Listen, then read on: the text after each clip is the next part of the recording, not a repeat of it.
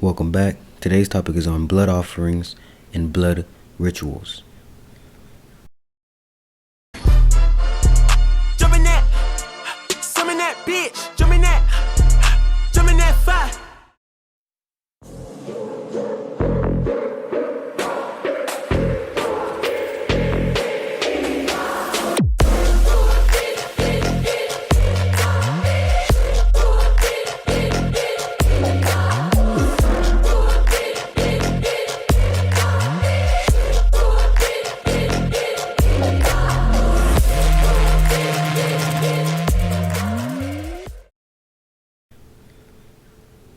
When people first get into doing voodoo or palo mayombe or santeria, they are infatuated with the idea of presenting a spirit blood or some form of an animal sacrifice. What isn't understood is that not every spirit requires blood as an offering. Not every spirit asks of that or even wants that. Not only that, you have to understand that the type of blood that you present the spirit has to be the type that the blood has to be the type of blood that the spirit wants as well. You have some spirits that might want the blood of a black pig. Some might want the blood or of a rooster or of a lamb. There's different types of blood that this spirit might particularly want. You can't just present it with any form of blood or even just your blood. One thing that people don't understand as well is that blood is a very high level of offerings.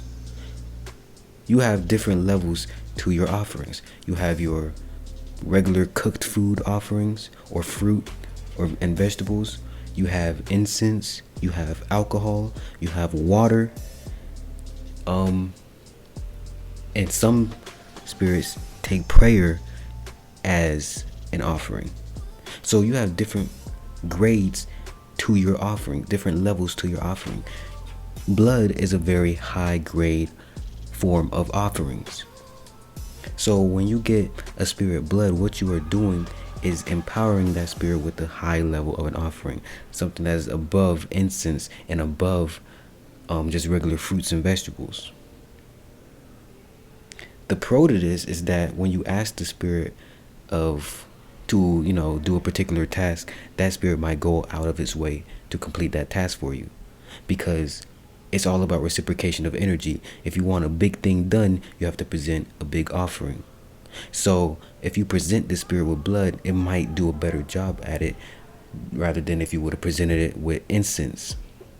So the con with it is that you could particularly get this spirit accustomed to this high grade of an offering. So you're not going to be able to just stop giving it blood. If you've been giving this spirit blood for over a year, do you think that you're going to be able to go down to giving it some incense once a week? No. So that's another thing too, is that you have to understand that it's like training a dog. If you keep giving your dog table food, eventually it's not going to want dog food no more.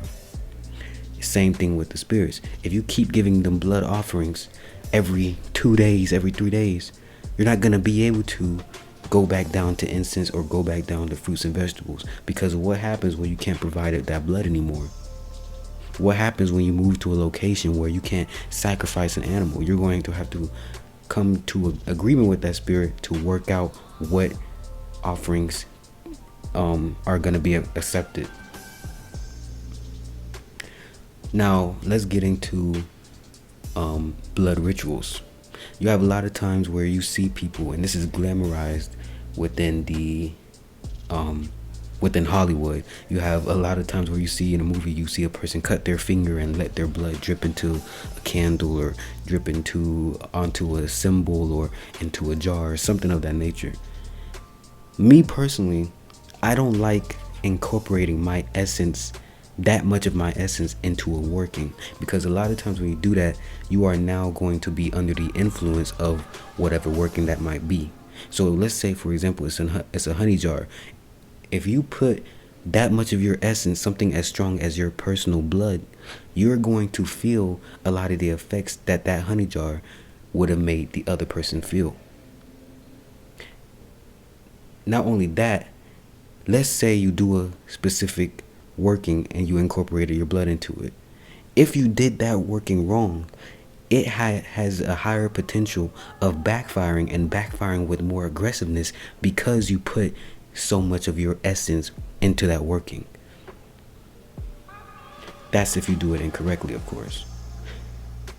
My thing is, there's so many different ways to skin a cat that it is very unnecessary to use your own blood.